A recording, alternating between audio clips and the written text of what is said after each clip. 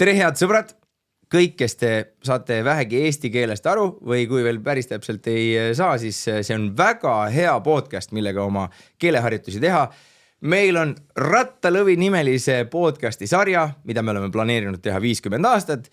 Kõige esimene episood, küll mul on hea meel. Me oleme seda suppi siin soojendanud juba mõned kuud.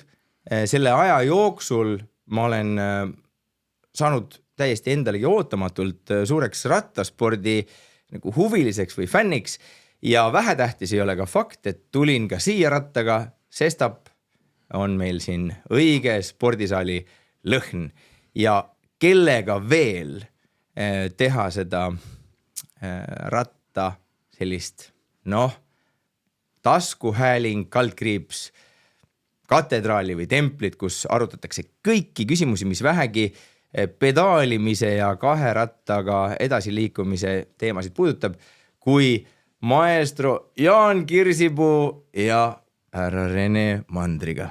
Tere hommikust! Tere hommikust! Tere! Ma olen kuulnud, et rattasportlased elavad umbes sellist elu, et samal ajal kui meie kõik tavalised vurled veel pikutame ja pöörame teist külge, siis rattasportlased alustavad oma hommikuid sellise kerge 60-kilomeetrise ringiga enne, kui hommikukohvi joovad. Et mul on natuke luureandmeid, aga nimesid ma ei avalda. Ja sellepärast ka tere hommikust, sest me väga loodame, et te leiate meis endale podcastina niimoodi kõrva ägeda trennikaaslase, samal ajal kui te väntate seal, siis meie räägime. Et kas vastab tõele, et rattasportlased on nagu kalamehed, et mis hommikul tehtud, see hooleta ja panete 5 juba jugama. Minu puhul see ei kehtinud. Ei kehtinud, jah. Selge. Väga hea, erand kinnitab reeglid. Üldjuhul tippsportlased on laisad, jah, et nad üritavad puhata ja taastuda ja siis trenni minna. Aga Tallinnas ma olen kuulnud küll, et siin on päris suured pundid liikvel hommikul kell 6, nii et just täpselt. Et ma arvan, et sa tõesti kaugel ei ole. Ja, et rattasport on minu ellu tulnud täiesti pragmaatilise poole pealt, et elades kesklinnas ja samas kõik, ütleme, vahemaad on sellised enam-vähem kondiauru jõul läbitavad, siis üks sõber lihtsalt helistas mulle sünnipäeval, ma sain vist 40, see oli juba väga ammu, ja ütles, et nii, nüüd ma kingin sulle ratta. Ja siis äkitselt see läks nagu niimoodi hästi torge südamesse ja sellest alates ma olen võtnud seda justkui nagu kohustusena, et kui sõber niimoodi on otsustanud minu tervise eest hoolitseda, siis ma lähen igale poole rattaga, kuhu ma vähegi saan. Ja ma pean ütlema, et rattaga sõitmine teeb õnnelikuks, aga ma olen mõelnud ka täna hommikul, vändates mäest üles ja mäest alla, sest ma läksin valesse stuudiosse alguses. Ja siis ma olen mõelnud, et kas rekreatiivne rattasõit teeb teile rõõmu? Kas te üldse suudate sõita rattaga ja mitte mõelda metoodiliselt? Jaan, millal viimati märkasid linnulaulu, kui rattaga sõitsid? Ma alati seda teengi kogu aeg, kus juures, et kas siin Pirital sõites või Otepääl üritan minna võimalikult palju loodusesse ja mulle nagu maantee peal väga ei meeldi enam sõita, et mulle meeldib just looduses. Et sa suudad eraldada selle nagu absoluutse selle planeedi nagu tippspetsialisti ja siis selle inimese, kes läheb lihtsalt naudib neid lõhnu, helisid, on ju, seda kulgemist. Mina just seda naudingi. Uskumatu. Aga ma seda natuke kartsin. Rene? No mul vist on kesk ja kriis kätte jõudnud, et ma nüüd rattaga välja lähen, siis ma panen täiega. Aga ei ole aega seal ühtegi ja seal ei ole aega ühelegi lõhnale ega linnulaulule. Aga mis ma teen, ma lähen küll rattaga välja poodi tihti peale. Poistega koos jalgpalli kuhugi mängima paari kilomeetri kaugusele platsile. Et siis ma küll naudin jah täiega. Et siis pigem muidugi on ka see isa pilk, et pojad ellu jääks, aga tegelikult see on see hetk, kus naudid seda tunnet, kuidas tuul vihiseb ja päike paitab. Just. Et ma lihtsalt korraks võtan sellise helikopteri pilgu ja annan kõigile meie armsatele kuulajatele ja kui te olete nüüd ratta seljas, siis ärge vaadake, on ju. Aga annan natukene siis aimu, miks me seda podcasti teeme. Ja Rene, mulle väga meeldib, et sa puudutasid minule ühte kõige olulisemat teemat elus. On see, et rattaga liiklemine oleks Eestis turvaline. Ja et kui meie lapsed käivad ratastega ükskõik kus kohas, et siis nad oleksid maksimaalselt hoitud. Ja kui meie teiega, kallid kuulajad, kelle käes on päris suur nagu jõud, suudame levitada seda podcasti ja igas viimaseski, kui osas me toonitame ja joonime alla, et rattaga liikleja on justkui nagu püha lehm või tal võiks olla, mulle väga meeldib see reklaam, et hoia palun ratturist 1,5 meetrit. Ma ei tea, kes on selle taga, aga Tallinna linn on neid reklaame täis kleebitud ja minu arvates on see kohutavalt oluline, et ta ei pea olema laps, et sa tunneksid, et nüüd ma võtan natukene hoo maha või teen väikese poogna, vaid ükskõik, kes liigub rattaga, et ta võiks olla hoitud. Ja juhul, kui me suudame liiklussurmade või liiklusvigastuste statistika tuua märgatavalt allapoole selle podcastiga, siis üks meie põhieesmärke on täidetud. Kas te olete nõus? No, igati nõus jah, et kui rääkida nüüd sellest ohutusest, siis ja sellest 1,5 meetrist, siis seda on aetud juba päris pikalt. Nüüd see aasta esimest korda kirjutati ka seadusesse sisse. Nii et nüüd on autojuhid kohustatud ratturist mööduma 1,5 meetri kauguselt. Aga loomulikult see elusid ei päästa, et ise peame valvsad olema eelkõige. See on tõsi. Jaan, kas sa tahad midagi lisada? Et sa küsid, kus see idee pärit oli, siis ma arvan, et see idee on pärit Prantsusmaalt, et need Prantsusmaal sarnaseid märke on, ma arvan, et juba siis oli, kui mina veel võidu sõitsin, et siis olid need märgid täitsa olemas. Ja no ma ise arvan, et eks siis Eesti Jalgrattaja Spordiliidu karvane käsi on ka mängus, et Eestis see ikkagi on nagu fookusesse pandud, on ju. Et see on midagi sellist, mille peale päris ise lihtsalt ei ole võimalik ametnikel tulla, on ju. Aga nüüd on meil, kui me juba avasime selle laeka, et miks te mehed, on ju, saate kokku stuudios ja räägite rattaspordist, et mis on selle podcasti sarja siis nagu suuremad taotlused, siis teine tõesti ei ole midagi vähemat kui rattaspordi populariseerimine Eestis, aga sedapidi, et ka kõige jõhkram ja tulihingelisem padu ratta lõpuboss spetsialist saaks siit podcastist alati mingit head vitamiini. Ja nüüd selles osas mina pean ütlema, et mina tean ülitäpselt, kumba pidi tuleb rattale istuda. Et alati nagu näoga pead olema sinna poole, kus on längstang, on ju. Aga seal kohas enam-vähem minu selline oskusteabe lõppeb. Ja siit kohalt ma siis küsin ühe küsimuse ka, hea, et need küsimused on 5 minuti pikkused. Et Jaan, kas sina oskaksid öelda, millest sina oled puudust tundnud eestikeelses inforuumis, mis puudutab siis rattaspordi infot? Kui sina ilmselt seirad uudiseid, kuulad podcast'e, loed artikleid, ma arvan, et sa ei pääse sellest mitte kunagi, senikaua kuni silmanägemist ja kõrvakuulmist on. Aga kas on mingisugune selline tühimik, milles sina tunned puudust ja ülla, meil on koos võimalik see tühimik täita? Küsid siukse suht raske küsimuse, et oleks pidanud enne mõtlema natuke. Ei, mulle meeldib vaadata mõtlevaid inimesi. Jah, ma arvan, et võib-olla see meediakajastus üleüldse rattaspordist on natuke väike, et see on nagu esimene puusalt tulev siuke vastus, et ma ei tea, võib-olla Rene oskab midagi. No ma läheks ka selle kajastuse juurde selles võtmes võib-olla, et meil teatakse korvpallis kindlasti oluliselt rohkem termineid antud hetkel, kui teatakse jalgrattasõidust neid termineid. Ja ei räägi ainult ka sportlikus poolest siin, et ka võib-olla tavaliikluse mõistes ja ratta enda, ütleme siis, käitlemise mõistes. Et see rattasõit, rattaga liiklemine ja rattasport võiks olla oluliselt tugevamalt meie kultuuri osa, kui me tahame tulevikus olla edumeelsem riik.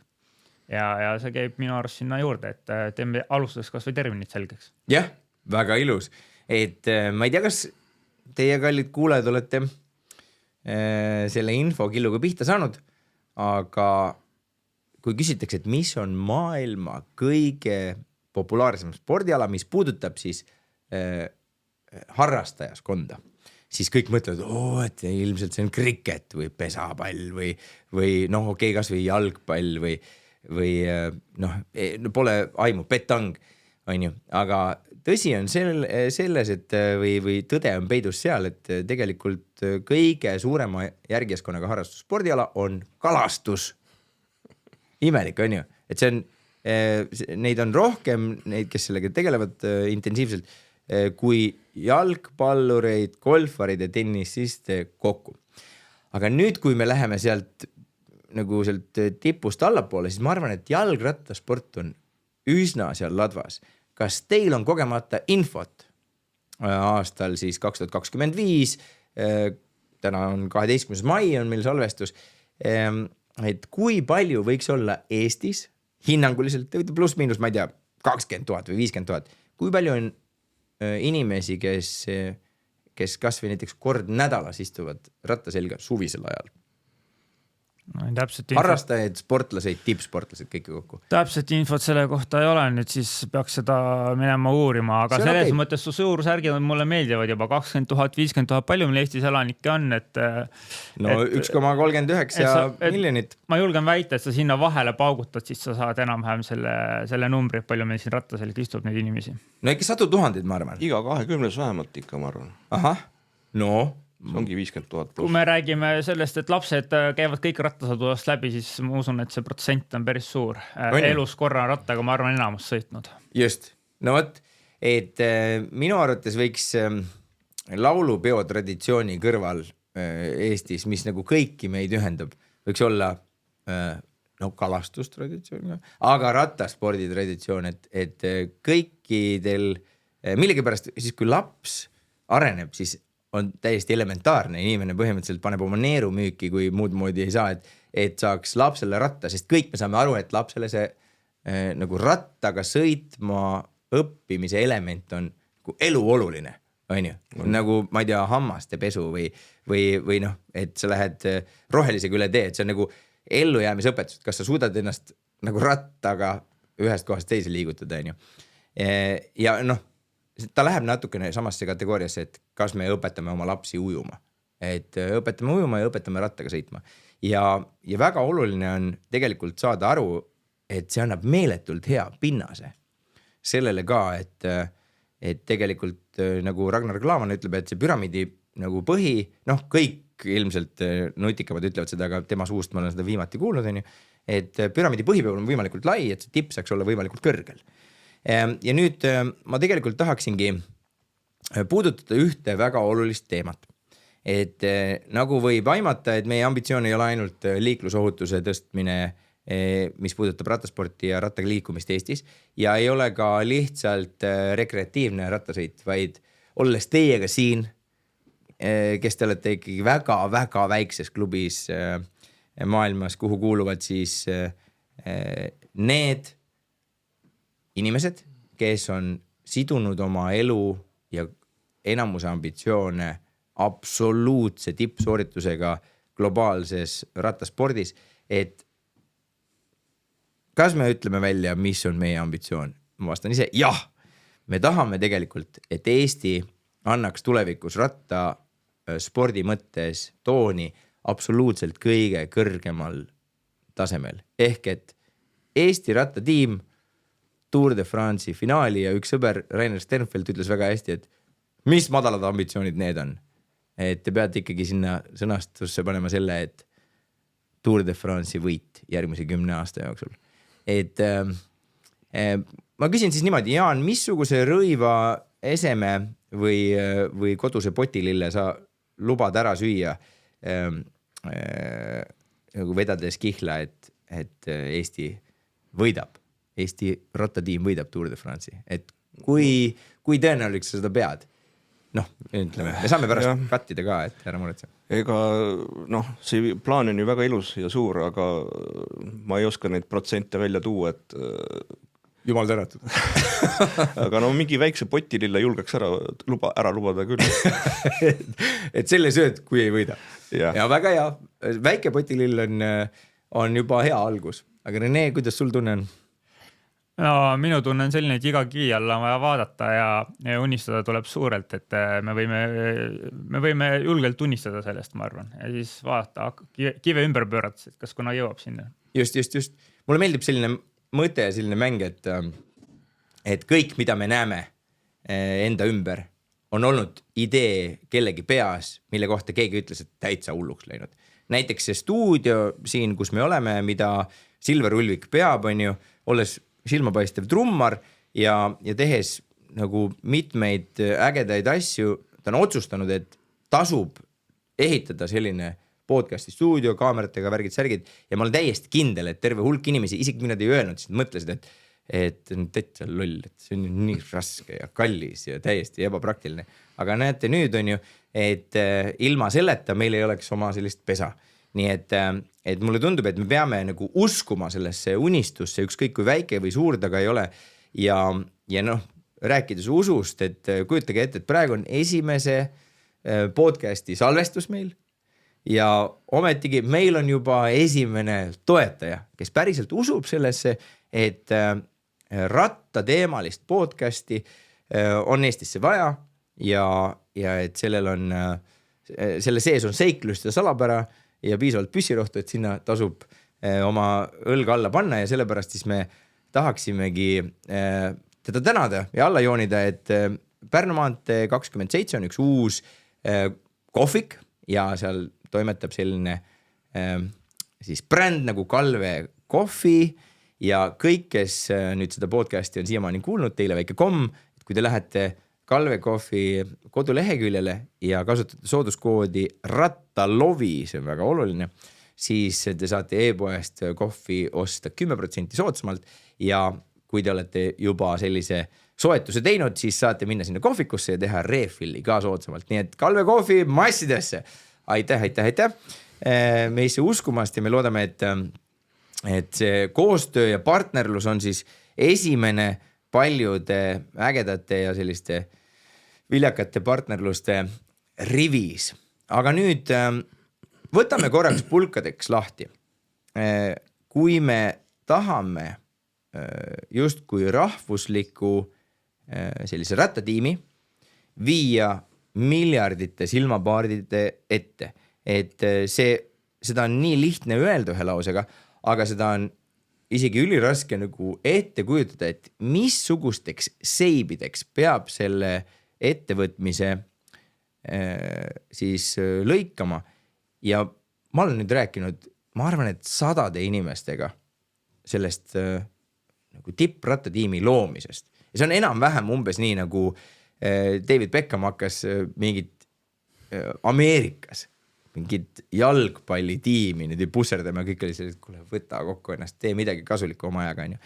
Ja siis üks sõber, kellesse ma ja kelle sellisesse röntgen pilku ma väga usun, ütles, et kõigepealt me peaksime nagu seirama seda, kas meil on genofondi, kas meil on seda materjali, kas meil on lihtsalt nagu füüsilisi nagu lihastega seotud omadusi noortel sportlastel, kes nagu läheksid praegu ründama seda tippu ja ei ole olemas selles vabariigis enam nagu teadlikemaid inimesi kui teie. Nii et ma nüüd alustan Reneest korra. Rene, ma võtaks siis selle osa enda peale. Nimeta nimesid ka, palun.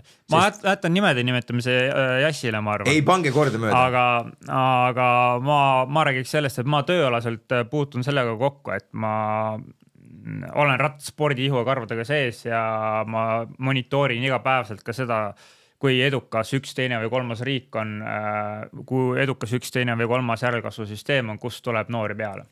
Mul on oma selline mõnus Excel seal välja töötatud, matemaatilist haridust mul ei ole, aga selline kõhutunde pealt numbrid paika pannes. Selle andmeanalüütiku, selle me leiame. Jah, selle me ka veel leiame. Aga see väike andmeanalüütika minus ka olemas, ühesõnaga, ja Eesti on efektiivsuselt umbes 5 riik maailmas tootmaks rattasporti tegijaid. Okei, aga kas sa saaksid nimetada need esimesed 4? No tegelikult on ülilihtne, seal on Norra, seal on Taani, seal on Sloveenia. Need on ka teistel... Ühe sa jätsid nimetamata, huvitav, kes see võiks olla? ameeriklased ei ole, prantslased. Ma tooks siia juurde, ma jätan ühe nimetamata sellepärast, mul või endal ei ole võib-olla hästi meeles, kas oli Belgia või Holland. Selge, me ei ütle neid välja. Aga point on seal ikkagi see, et sõetakse rattaga, kahes riigis neist väga tugevalt ja teises kahes tehakse sporti lihtsalt tugevalt, et see on justkui rahvuslik identiteet, et me teeme sporti. Ja kui sealt edasi minna, siis jõuamegi Eestini. Kindlasti statistilises mõttes meie edu on see, et me oleme väikesed ja siis statistilises mõttes on lihtne ette ronida seal, öeldes, et me oleme väga efektiivsed. Aga see vastabki tõele, et me oleme efektiivsed, sest kui nii väikesest riigist tuleb peale kogu aeg ühel spordialal keegi, kes on maailma tipus, siis too mõni teine näide mõnelt teiselt Eesti spordialalt, siis väga raske on leida. Et eriti kui me räägime sellisest individuaalalast, mis on ka olümpial, et väga raske sellist spordiala leida. Selles mõttes me oleme efektiivsed ja meil on väga tublid rattaklubid ja meil endiselt väga hea, ütleme siis treenerite baas olemas. Loomulikult seda on vaja koolitada ja see koolitus peab arenema, aga meil on ka väga head teadustöö Tallinna Ülikoolis. Indrek Rannamaa, Karmen Riimpolt, kes seal on väga head tööd viimased nüüd juba siis 20 peaaegu võib öelda teinud, et selles mõttes meil on olemas know-how ja see, ütleme siis geenibaas, sest muidu ei tuleks sealt neid tegijaid. Ja kui ma juba enne nimetasin taanlased, norrakad, no eks me kõik siin olime kunagi viikingite perega segunenud, et ma arvan, meis on ka seda viikingit ja ratsailas need viikingid on kõvad. Ja no ütleme ausalt, et viikingitel oli õnne saada meie verd natuke. No võib-olla seda ka. Nii, aga Jaan, kas sa teeksid väga nagu suure, no kuidas nüüd öelda, sellise loorberi-pärja asetamise ja loorberi-pärg, nagu me teame, sümboliseerib võitu, on ju.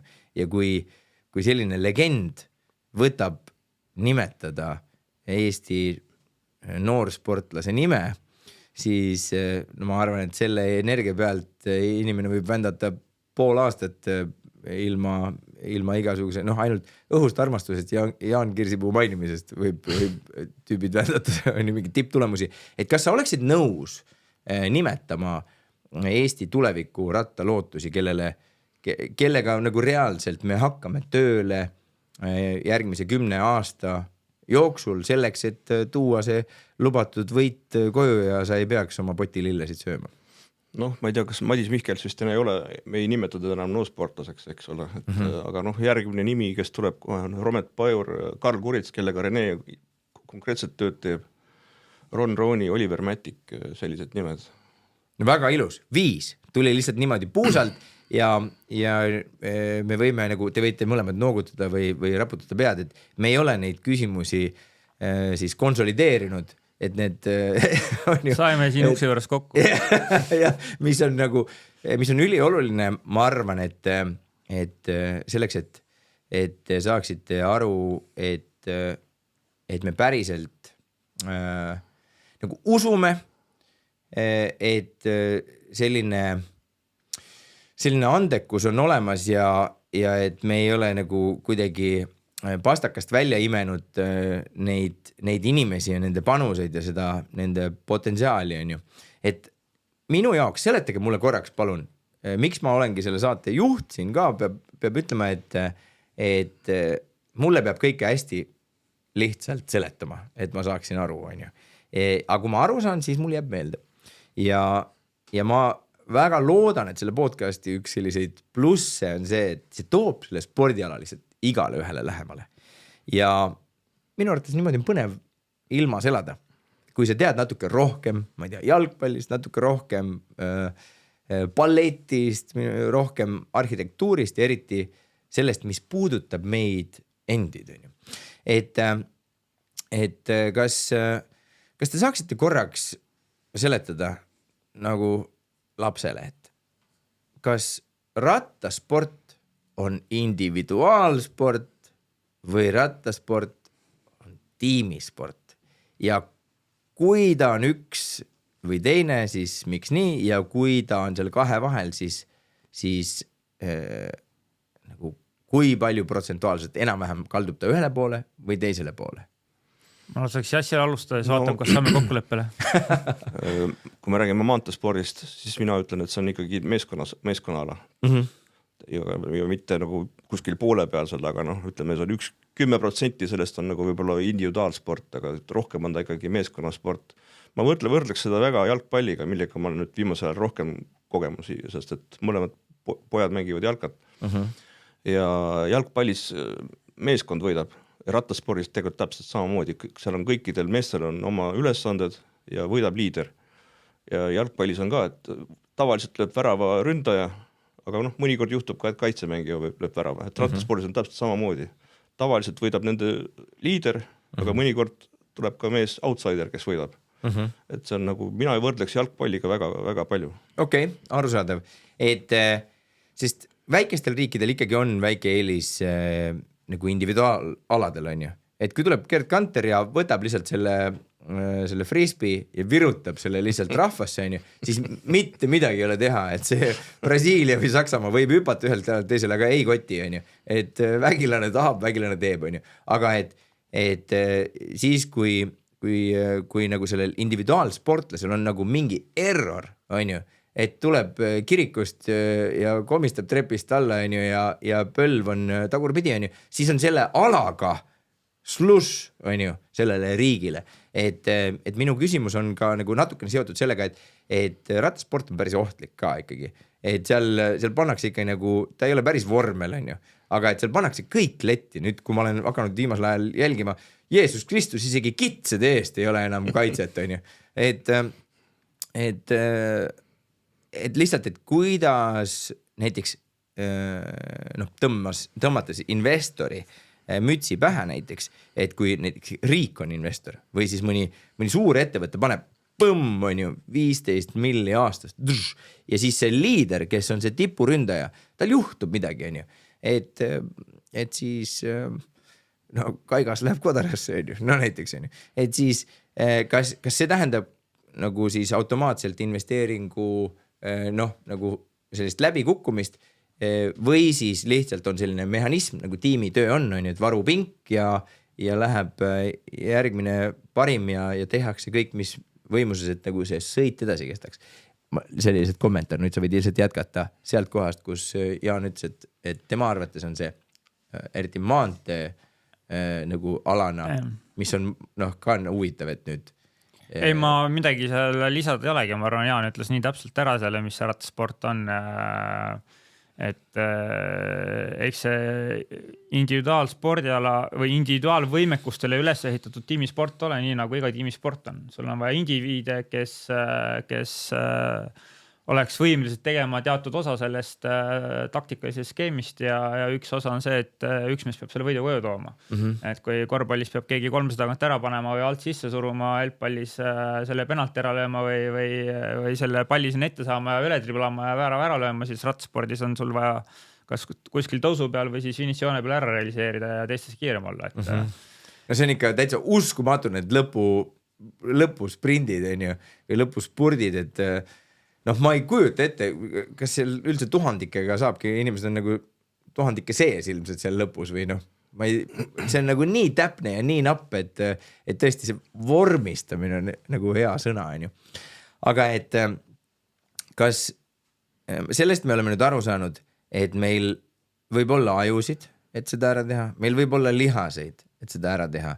Nüüd, mis on need põhilised toimemehhanismid, mida teie olete tänini nagu näinud, jälgides seda spordiala, et kas te olete näiteks viimase 10 aasta jooksul näinud mõnda nutikat lahendust, kuidas mõni selline tiim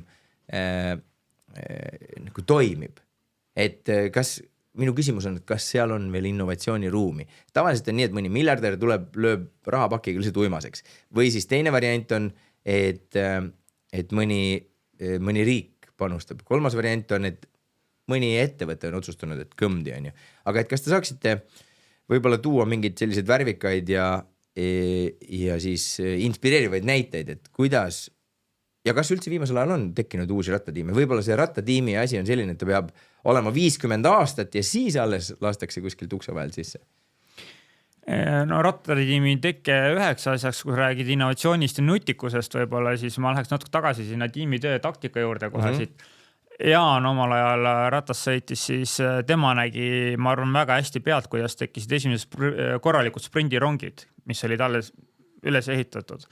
Et siis oli, sa võid ise öelda, järsku oli Saeko Cipolinile. Oli esimene. Saeko Cipolinile ja siis Telekomile oli mingil määral Saabelile.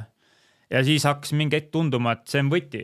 Et noh, nüüd rattsport arenebki selles suunas, et nüüd on kõigil mega lahtivedamisrongid ja selle pealt panemegi. Nüüd, kui aeg edasi on liikunud, siis mingi hetk tee on ratturid täis, et sul on 10 meetrit lai tee ja sul on 8 tiimi, kes kõrvuti kütavad seal kõik oma sprindirongiga. Noh, siis vanakooli vend vaataks pealt või noh, vanakool võib olla natuke valesti öeldud, aga ma vaatangi pealt niimoodi, et mis neil arus on. Aga taktikaliselt siis tekib uus olukord, et aga kas meil on vaja seda kahuriliha sinna lasta sellisel kujul, et kui 80 sprindirongi panevad järjest sprinter taga, eks ole. Lõpuks on see, kes ennast läbi surub, kes suudab tee ääre võtta, sest kui sa jääd keskele, siis tihtipeale sa pead lihtsalt kõvem olema. See, kes suudab tee ääret kahe poolt võtta, sellel on suurem šans, et ta järgmises kurvis ikkagi suudab teistest mööda suruda, sest keskelt surutakse natukene kokku ja sealt omakorda tagantpoolt pigistatakse nagu välja need vennad. Aga siis mängitakse taktika jälle uuesti ümber, et okei, see ei toimi enam. Et noh, nüüd on see tee täis. Järelikult me peame minema 2 vennaga, me peame minema 3 vennaga. Et üks edukamaid sprinterid viimasel ajal, Tim Merlier, tegelikult kasutab ainult ühte venda. Ja võidab järjepanu. Et tal ei ole enam vaja seda 8 venda või seda 7 venda sinna ette. Et eks see kõik toimub siis protsessina, et vastavalt sellele, kuidas keegi teine käitub, et innovatsiooniga natuke samamoodi, et algul tundub, et me oleme nagu leidnud mingi lae. Aga siis tuleb välja, et see lagi on tegelikult kaugemale. Lagi on tegelikult järgmise korruse põrand. Et tegelikult me ei tea, kus see lagi on ja rattsport muidugi meeletult arenenud, et ka tehnoloogiliselt, aerodünaamiliselt, et igas mõistes taktikaliselt, treeningprotsess ise toitumine, et nagu kõigi spordialadel. See on pidevas arengus ja ma usun, et see jääbki pidevasse arengusse nagu iga selline protsess. Ma väga loodan. Rene tõi väga hea näitus, et Tim Merlier on niisugune teistsugune, tal ei meeldi seal päev otsa olla positsioonil. Minule ka ei meeldinud vanasti niimoodi, et ma tean, minu konkurentidest see on nagu Erik Saabel, see oli päev otsa top 5 või top 10 istus ja temale sobis see. Mõnel, ja see ei tekitanud talle stressi.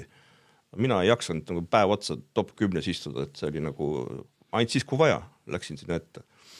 Ega see mentaalselt on raske, 5 või 6 tundi järjest, see mentaalselt ei ole lihtne. Ära räägi, et ma ütlen ausalt, ma lihtsalt ei kujuta ette, aga nüüd ma vahepeal teen väikse sellise ati ja ütlen ära kallis vaataja ja eriti ma loodan, et kuulaja, kuigi ma tean, mida te teete ja ma tean, mida teie teete, et te väntate praegu küll ja kuulate, aga te ei ragista looduses. Te olete mingite rullikute peal ja see ekraan on teil ees ja te kuulate ja vaatate ja tunnete rõõmu, nii et selles mõttes on okei, kui ma teie silma sisse vaatan ka, et teil on vahepeal jäänud mulje, et ahven, lammas, miks sa sellist küsimust küsid? Ma tahaksin hoopis seda teada. Pole midagi lihtsamat. Kirjutage meile palun rattalovi@gmail.com ja siis ma luban teile käsi südamel, et täpselt sellele inimesele, kellele tahate küsimuse esitada, ma selle küsimuse esitan ja vastuse saate kätte. Et päriselt ka, nii lihtne see ongi. Ja palun, et te saaksite teada, millal teie vastus tuleb, on ju teie sellele tulitavale küsimusele, siis jälgige meid Instagramis, YouTube'is ja TikTokis. Et me ei hakka veel tänaseks lõpetama kaugel sellest, aga ma lihtsalt ütlen, et meie praegune saate selline rütm on mõeldud 1 kord kuus, aga kui tuleb välja, et me osutume popiks, siis me võime selle rütmi kõik ümber mütata. Aga et praegu on mai, lihtsalt kui te olete olnud kogu aeg trennis ja pole kalendrit vaadanud, siis see esimene episood on meil mais, järgmine tuleb juunis ja nii edasi, kuigi suvel ma kardan, et see Eestis see rattasport, rattase entusiasm ilmselt hoogustub niivõrd, et küll me peame ikka tihedamalt tegema. Ja mina kavatsen teil sõita sabas nagu mingisugune näljane orav ja vaadata, et kus te käite, missugused tõusud on ilusad, missugused tõusud on eluohtlikud, kust mina lähen ratas käe kõrval, on ju. Sest näiteks minu lapsepõlve rattamälestus on see, et mul vanaema oli tohutu rattasportlane. Tema võttis ratta, kasutas seda nagu seda ratastooli või seda mingit kõndimise alust ja siis ta läks sellega poodi. Tükk, läks 3 kilomeetrit ja tuli tagasi tohutu õnnelik. See ratas oli talle kõige kallim vara üldse. Aga et mul on küsimus, mida ikkagi on inimesed küsinud, et minult ja nagu amatööridelt, et Eesti, ma ei tea, kas te olete pannud tähele, ei ole väga mägine. Et kas see võib tähendada, et kui nagu sooritus sõltub sellest, et kuidas me suudame panna ennast maksma sellisel tasasel maal, pluss kuidas lähevad need tõusud ja langused, jah? No ma arvan, et kui Taaram ja Kangert kunagi Vändrast 14-aastaste poistena tulid Urumarja velotuurile äksi, siis nad vaatasid, et Jõgeva maa, võt see on üks mägine koht. Et ma arvan, et see oleneb vanusest, et seal kuni 15. eluaastani tunduvad need künkad päris mägine värk, et seal rohkem pole vajagi. Ja ma arvan, nii mõnegi harrastaja võib öelda, et ta seal Otepää kandis nendes mägedes väga sõita ei viitsi, siin Tallinnas on päris hea tegelikult. Ja siis tuleb sinna mingi treeningbaas teha, aga päriselt näiteks Jaan, et kas sina arvad, et kas meil oleks põhjust muretseda, et võib-olla meil ei ole sellised looduslikke tingimusi, milles nagu sellist ettevalmistust teha või võib-olla see üldse niimoodi ei käigi, et võib-olla tiimid peavadki olema lihtsalt kogu aeg igal pool mujal, et see koduväljak on ainult nagu selline nagu stardipakk. Ei noh, meil on elavad ju kinnitused, Rene ise oli väga hea mägironi ja pluss Tanel Kangert, Rein Taaramäe, et see ei loe mitte midagi. Loomulikult mingis vanuses on vaja treenida, alates mingist vanusest on vaja treenida sellistes kohtades, et mäest üles saada paremini. Aga geneetiliselt meil siin mingit sellist probleemi ei ole. Nagu. Käsipidurit ei ole peale sisse kodeeritud. Okei. Aga nüüd lähme korraks hästi spetsiifiliseks. Jaan, kas sa viitsid nimetada, ma ei tea, 2-3 sellist tipptiimi, kellelt oleks meil kõige rohkem õppida? Just selles mõttes, et kas ta on inspireeriv selles mõttes, et ta on nagu sarnasest riigist või ta on inspireeriv, et neil on selline ootamatu edulugu või ta on inspireeriv selle poolest, et ta on, ma ei tea, kaua toimetanud või on suhteliselt värskelt puu tagant välja hüpanud? Ma arvan, et see tiim, kus Madis sõidab täna, EF Education, seal on kindlasti midagi, nad üritavad midagi nagu nutikat teha, mulle tundub. Nad ei ole nagu kohutavad suure eelarvega tiim, aga nad üritavad teha midagi nutikalt. Ma ei tea, see on minu täitsa, mul ei ole ise infot austustas isegi, aga no. Ei peagi olema. Ongi täitsa selline isiklik küsimus. Ütle veel mõni selline sinu... Ta ei pea olema salajane lemmik, ta võib olla avalik, aga ta ei pea olema avalik, ta võib olla ka salajane lemmik, et mõni lemmiktiim veel, mis sul on?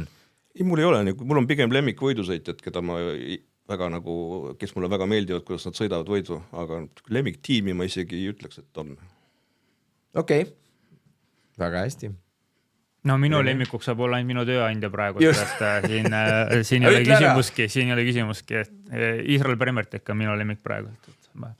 Aga ma olen Jaaniga nõus, et mida väiksem eelarve tihtipeale seda nutikam sa olema pead, et sa suurte vastu võidelda.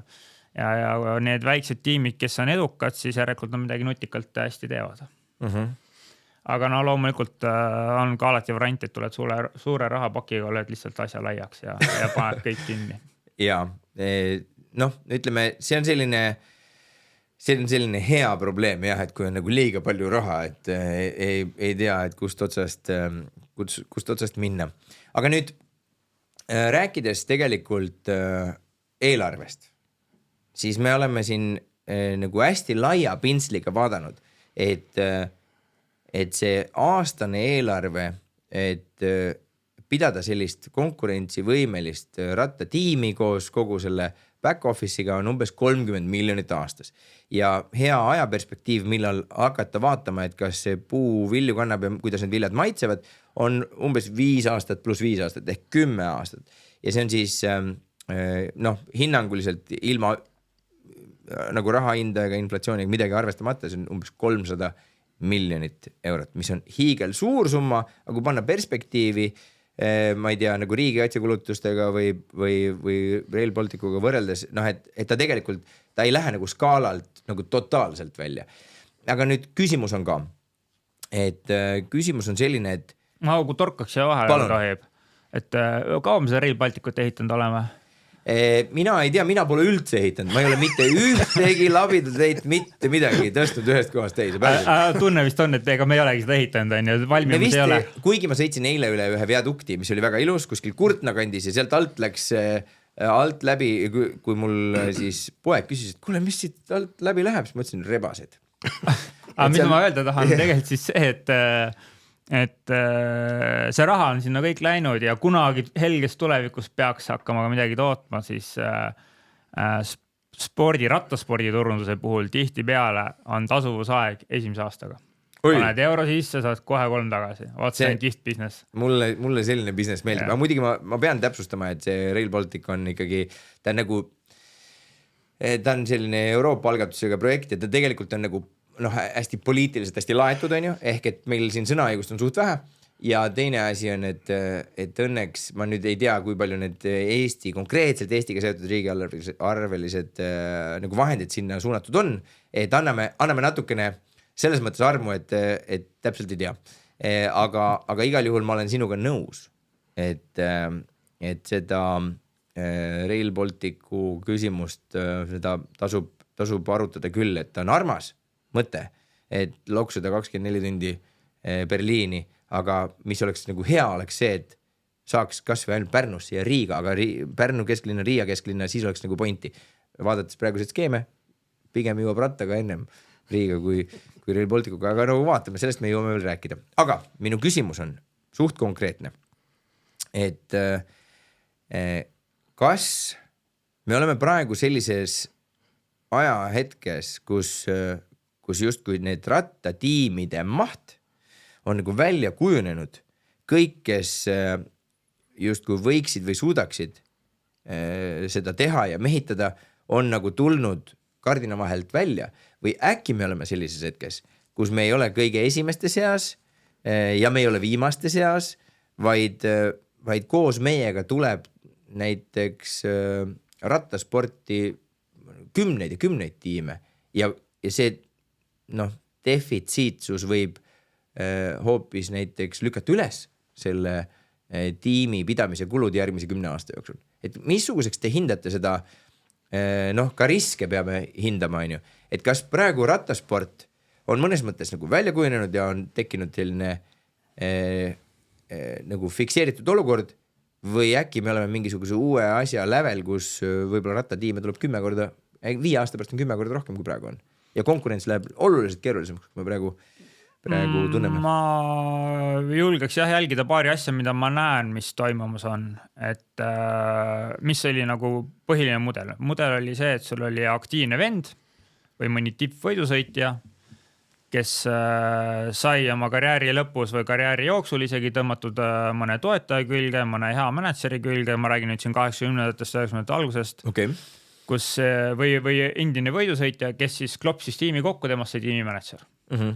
Ja ta sai enda külge tihti peale toetaja, kes miski pärast jäi 10 aastaks. Mõni tiim on tänaseks päevaks olnud nüüd 30 aastat või? Yes, sina alustasid kunagi, kuna tuli Decathlon esimest korda näiteks sinna Levny vundi külge. Decathlon tuli 99. Jah, et 26 aastat, eks 2000 oli ta nagu tiimi nimi juba. Ja mis juhtus paar aastat tagasi on see, et tegelikult see samune Levny siis, kes seda tiimi eest vedas, tema oli manager, omanik ja kõik kokku, siis seda inimest enam seal ei ole. Mille pärast, sest ühel hetkel sponsor vaatas, aga miks ma peaksin sulle selle raha andma? Et ma tulen ju iga aasta oma rahaga, tol hetkel oli see ka siis kindlustusfirma AG2R, kes seal juures oli. Ja tegelikult see on ju business. Aga mul ei ole seda mutrit sinna vahele vaja. Ja suurkorporatsioonid on hakanud vaikselt üle võtma neid tiime, sest nad näevad, et see on business. Ja samamoodi siin ka teiste nüüd puhul olen kuulnud, näinud, kuidas kas tuleb keegi rahaga vend, mitte ei ole enam see endine sportlane, kes seal tiimi ehitab, vaid tulebki investor, kes ütleb, et ma näen, et see on hea kanal ja ta ehitab oma selle tiimi.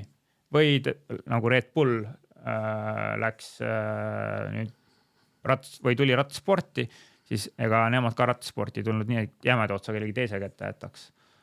Võtame siin Ineosed või austraalastel selle Jayco, nüüd ka Lulan seal, võtame need Ühendemiraatide tiimid, et seal, kus nüüd ikkagi suure rahaga tullakse, siis ega seal soovitakse seda kontrolli omada, sest nähakse, et see ei ole ühekordne või 2 või 3 aasta projekt, mis me siin teeme, kui me raha paneme, vaid see on ikkagi süsteem, mis toimib, me tahame seda omada ja kui meil endal saab isu otsa, nii nagu näiteks kunagi sai Ravapangil Hollandis isu otsa, nende turunduslik mõõde oli kätte saadud peale siis järsku nad toimetasid seal, ma täpselt ei tea nüüd kuskil seal 8-10 aastat toimetasid rattaspordis. Umbes. Siis nende jaoks see asi pausile ära, vahepeal tekkis seal teiste nimedega tiimid, küll sama managemendiga, siis nüüd see ettevõte tuleb tagasi. Ma arvan, et ka nemad mõtlevad nüüd niipidi, et aga miks me ei omanud seda tiimi? Et tegelikult me võime ju vahepeal selle välja müüa kellelegi teisele ja kui me näeme, et meie nimest enam nagu ei ole haisugi selles rattaspordis, me tahaks uuesti nagu seda tagasi tuua ja tulevad tagasi, et Uno X tegi väga hästi näiteks nüüd Lies-Bastogne-Liesi ajal, kus nende siis tanklate küljes on selline poekett nagu 7-Eleven. Ja oli selline tiim kunagi nagu 7-Eleven, nähtavasti teab. Mis taustaga, see oli Ameerika taustaga tiim? Ameerika taustaga, minu teada. Sest omanik nüüd peaks selle poeketil olema Ameerika taustaga, Norras need 7-Eleven poed on ja üheks võidusõiduks rebränditi kogu asi uuesti 7-Eleveniks. Ja ma usun, et nad müüsid kõik need rattad, varustused, kõik, mis nad ühekordselt tegid selliseks, ma arvan, et see müüdi mitmekordse hinnaga maha. Sest see ei ole mitte ainult turundusbusiness, vaid see on sellise hetkel on see ka kõik muu sinna juurde. Et sul on võimalik müüa seda Ronaldo särki, siis rattaspordis on võib-olla raske seda müüa, aga seda 7-Eleven sellises koguses mõtlen, aga seda 7-Eleven särki ma kujutan ette, et seda müüdi mastaapidest tol hetkel ja selle on reaalselt nõudlust. Ja mul ongi siin nüüd hästi nagu vahele lõigatud selline küsimus, et kui me saame oma selle rattalõvi merchi ehk siis nagu riided saame paika ja saame siin sellisele sellisesse veebipoodi nagu 311 saame näiteks müüki, no lihtsalt paneme, paugutame nagu pusalt, et siis et kahelüüsiline küsimus, et kallid Jaan ja Rene, kas te olete nõus oma nimega särgi paiskama sinna niimoodi müüki, et on rattalõvi, Jaan Kirsipuu ja siis või siis rattalõvi Rene Mandri on ju, ja seal on nagu palluritel on mingi number seal all, et ma ei tea, ükskõik mis number on, kas te oleksite nõus sellise rattalõvi podcasti ja siis selle Visit Estonia profirattatiimi hüvanguks sellise hea eesmärgi nimel igal juhul. Väga hea. Mõtle, kui tore, mina paneks küll selgelt. Ja teine küsimus, et mis numbrit sa endale tahaksid siin särgi peale? Paneme ühele. XXL. No mitte, suurust ma ei küsi. Vaid, mis numbri me paneme? No nagu Beckhamil oli, ma ei tea, 7 ja sellel... 7 sobib küll. 7 või? Jah, või 17 ükskõik. 7, Rene, missuguse me sulle planeerime? Sest ma igaks juhuks ütlen... Paneme ühe. Ei, ma pean 10 panema. Järsku mul poiss kuulab. Ilge Messi fänn. Okei. 10 nõus.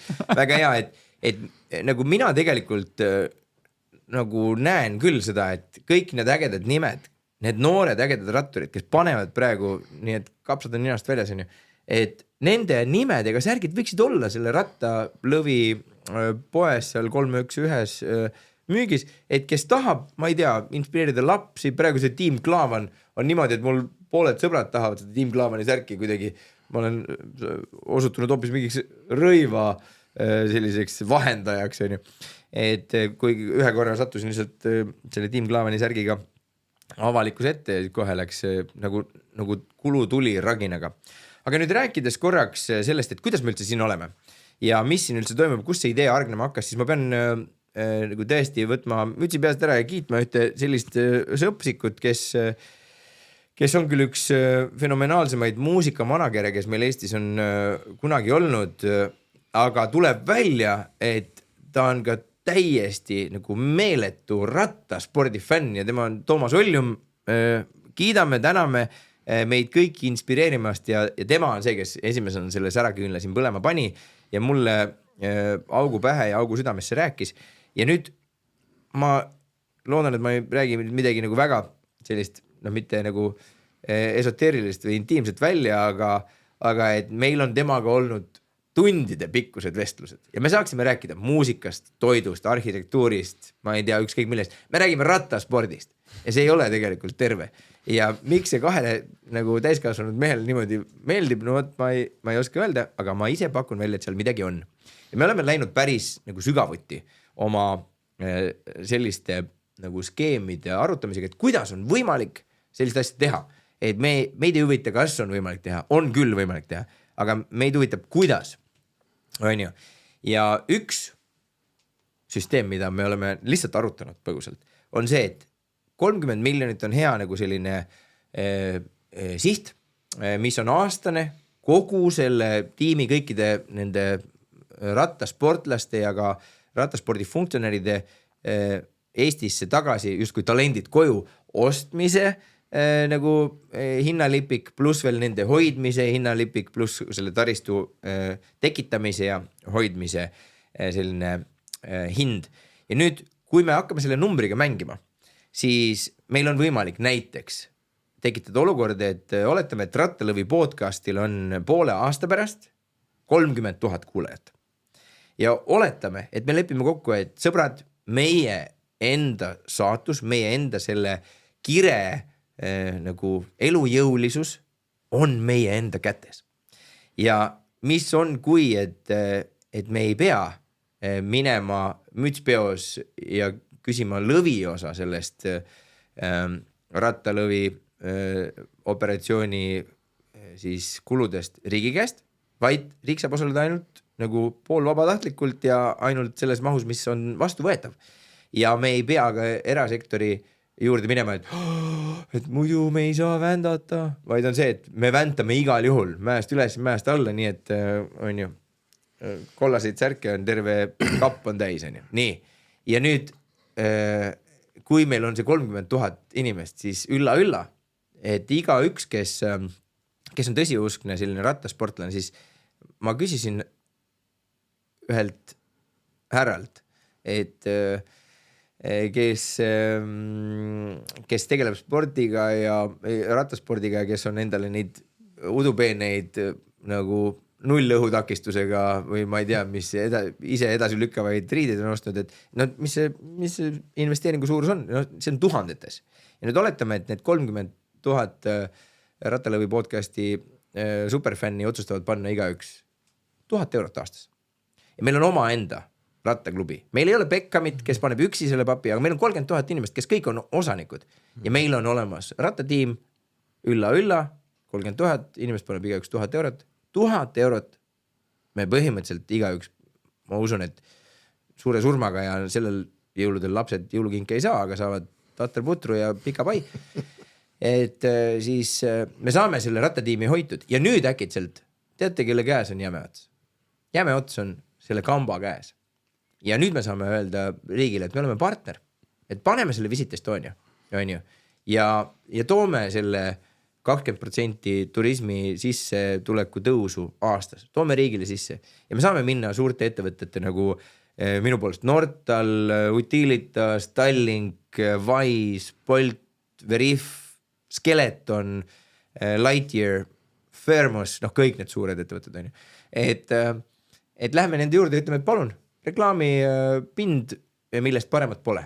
Pluss veel sellel on väga tugev oma mõju sellele koduriigi sissetulekule, et neid selliseid skeeme on tegelikult nagu kümneid või sadu võimalik välja mõelda, kuidas midagi rahastada, millel on, nagu sa tegelikult päris hästi ütlesid, et kui see inimene paneb selle 1000 eurot sinna selle sporditiimi sisse ja kui see 1 euro genereerib 3 eurot, siis see tegelikult on lihtsalt see on investeering on ju, kui vaadata, kui palju on Eestis investoreid, 75 000 inimest hoiab tulevas oma pensionit ja see ületas juba ammu miljardi piiri ja see raha lihtsalt seisab seal, on ju, ja ta kogub mingites indeksfondides, antud juhul küll kahjumit, on ju, aga nagu ta kogub rahalist kasu, mingit väikest tootlikkust, see kõik on väga tore, aga tegelikult kui on nii palju investoreid üldse olemas, siis miks ei võiks investeerida sellisesse ettevõtmisse, et puhtalt ainult nagu fiskaalpoliitilistel ettekäänetel on ju, et kas midagi sellist, mingi nii innovatiivne lahendus, kas te olete kohanud sellist asja rattaspordis praegu?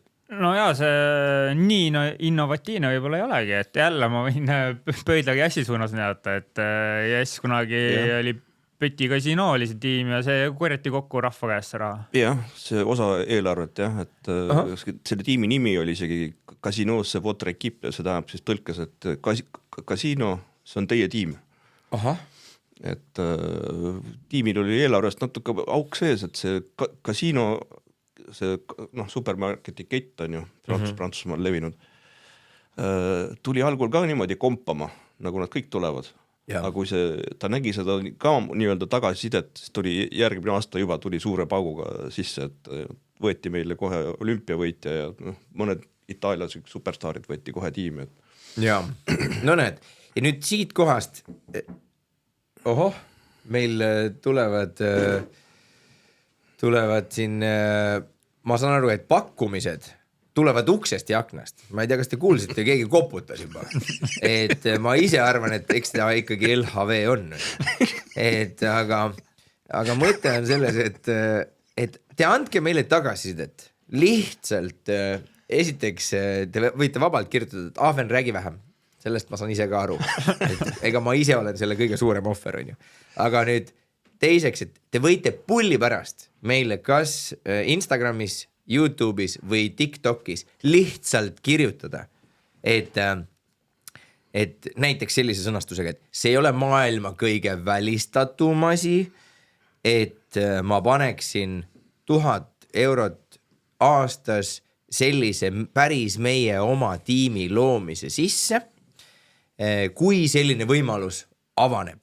Ja te võitegi olla nagu Kuku 16, on ju, et ei pea ütlema oma nime ega midagi sellist. Aga kirjutage meile, kui see idee teile tundub atraktiivne, sellepärast, et see tegelikult võib tunduda väike asi, aga rohujuure tasandi aktiivsus ja tagasiside on tegelikult absoluutselt nagu vesi meie veskile ja antud juhul nagu taganttuul meie sellele tandemrattale, on ju. Et kui me saame minna ikka täitsa üles ära ja öelda, et kuulge, et 500 inimest esimese podcasti järel andsid märku, et nemad tulevad kampa.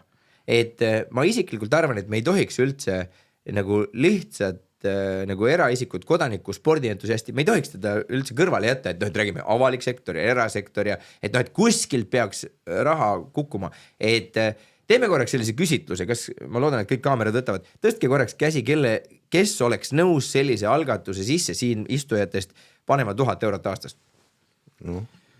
No kuulge, 100% õnnestub. No ma ütlen sulle seda ka, et kui need 500 tulevad, siis järelikult tuleb juba 3000 ka ja siis on võimalik tehagi see ettevõte. Ei, 30 000 on meil vaja kokku.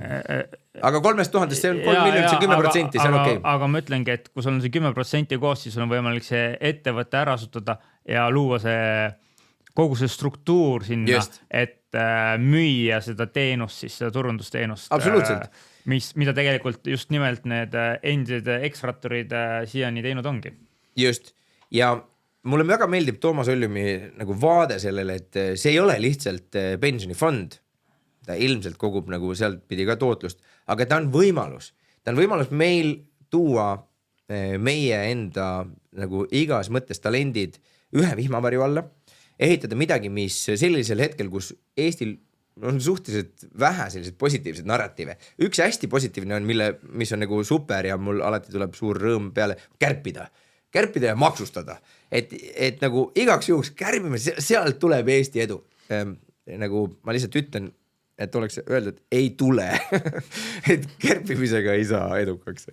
Et kärpimisega saab ära tule kustutoas küll, et see on küll hea. Aga et prooviksime mõelda niimoodi, et mis on see tulem, kui sa oled selles grupis, selles 3000 grupis, kes igaüks paneb 1000 eurot aastas, on ju. Ma ei tea, mis see formaat on, kas see on sihtasutus või mittetulundusühing või spordiklubi, mulle see spordiklubi meeldiks, et kui tuleks nagu selline, vaatame, teie otsustate. Aga et nendele 3000 või olgu, kui tuleb 30 000 kokku, me ei jäta kedagi ukse taha, on alati uks lahti, natukene teistmoodi selle tiimi tegemistesse, on ju. Et sa tegelikult saad, ma ei tea, kõik on jälle tore, et sa saad selle nagu rattalõvi logoga vedelseebi pudeli ja see on ka vahva, on ju, aga et mõte on selles, et kui meil on ühissõit, ühiskülastus kuskil, kus meie tiim tegelikult annab pihta ja sooritab, on ju, siis need 3000 või 30 000 inimest on esimesed, kes saavad selle informatsiooni, et nii, me oleme sellel ajal seal, tulge, tahate piletid, me leiame võimaluse, on ju, et me nagu töötame selle satsiga kõik koos selle nimel, et mitte ainult see tiim ei sooritaks, vaid meil kõigil oleks tegelikult oma selle nagu ägeda spordialaga võimalik koos hingata.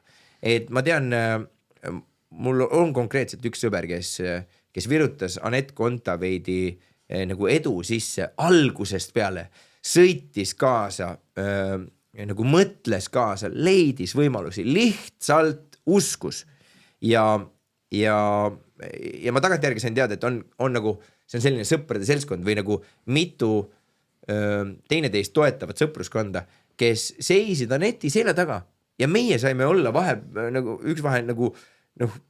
täiesti nagu pöördumatult õnnelikud, et Eestist on pärit naistennissistide teine reket, on ju. Et et see ei tule tühjast kohast, et sellest sportlasest üksinda ei piisa, isegi tema tiimist üksi ei piisa, seal on vaja seda suuremat ringi ümber ja tegelikult oli ilus vaadata, et need inimesed, kes sellesse panustasid, said tegelikult sellest eduloost võib-olla oma elu kõige ägedamad spordiga seotud emotsioonid, on ju. Et see on see ühine tee on see, mida me ju pakume, on ju. Midagi sellist me saaks pakkuda kindlasti, et muidugi mitte 30 000 kõik korraga, on ju, aga midagi korraga ühe lennukiga on raske minna. Kalender on õnneks väga pikk aasta, et üks tiim sõidab seal, ma ei tea, 250-300 võistluspäeva äkki või, suur tiim. Tänapäeval tiimid sõidavad rohkem, sest tiimide kontseptsioon on ka läinud natuke teistsuguseks selles valguses, nüüd sul on mehed ja naised ja tegelikult pannakse 400 päeva kokku meeste ja naistega koos. Et 400 päeva, mõtled, kuidas see võimalik on 365 üldse aastas on ju, paralleelselt toimuvad üritused, see on meeletu masinavärk. Ja tegelikult neid võimalusi käia, näha, neid ikka on jah, et sa ei pea minema puhkusele Liivaranda kuhugi kokteili jooma, et teinekord on päris tore +2 kraadiga vihma käes Belgias selle õllekasti otsas istuda, väriseda ja oodata, nad tulevad tunni aja pärast uuesti mööda siit. Ja see on elamus, miski pärast lähevad 100 000 kohale ja tahavad seda kogeda. Isegi miljonid, jah. Et ma pean ütlema, et see kõik on minu jaoks nagu läinud vurri siin üsna lühikese aja jooksul ja ma väga nagu hindan kõrgelt seda, et teie näete neid puid seal selle metsa taga samamoodi nagu meie Toomasega ja neid aatekaaslasi siin on tulnud kampa päris palju ja me väga täname kõiki osapooli, kes on aidanud ka sellel esimesel podcasti salvestusel siis niimoodi toimuda ja ellu ärgata, et suur aitäh Toomas Oljum, suur aitäh Silver Ulvik.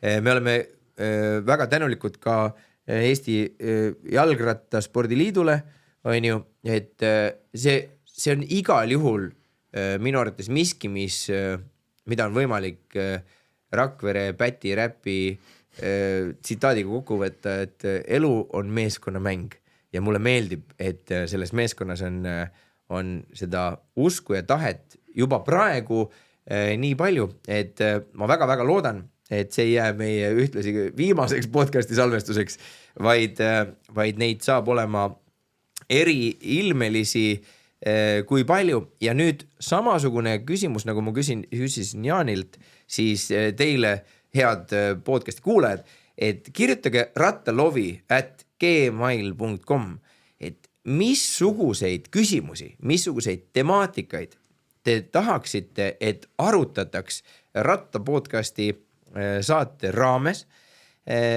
ja et kui teil on ka erinevaid formaadi mõtteid, et mina muidugi tegin ettepaneku kohe, et läheme ratastega sõitma, aga siis tuli välja, et ja siis salvestame, siis tuli välja, et ma sõidan lihtsalt 20 korda aeglasemalt kui nende meeste kõige aeglasem käik, on ju, et siis lihtsalt üliraske oleks intervjueerida, aga et mis tahes ettepanekud, küsimused või kui teil on näiteks ka mõtteid, et keda me võiksime siin podcasti saates, mitte praadida, on ju, vaid kelle siis ütleme ajudes või sääremarjades me võiksime niimoodi ringi uurida, on ju, et siis kirjutage meile ja me oleme väga tänulikud ja veel kord siis, et meil on 3 kanalit Huugab, TikTok, YouTube ja Instagram. Ma kardan, et küll me oleme ka varsti Orkutis, Reitis ja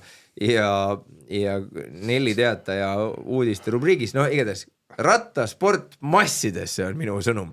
Suur aitäh, Jaan, suur aitäh, Rene, et ärge muretsege, kui osad asjad jäid rääkimata. Ma arvan, et me kohtume teiega siin veel. Suur aitäh sulle ka siukse hullu idee väljakäimisega. Ja mina olen ainult lihas, Toomas on aju, aga nüüd kambakesi tuleb see ära teha. Aitäh, näeme jälle.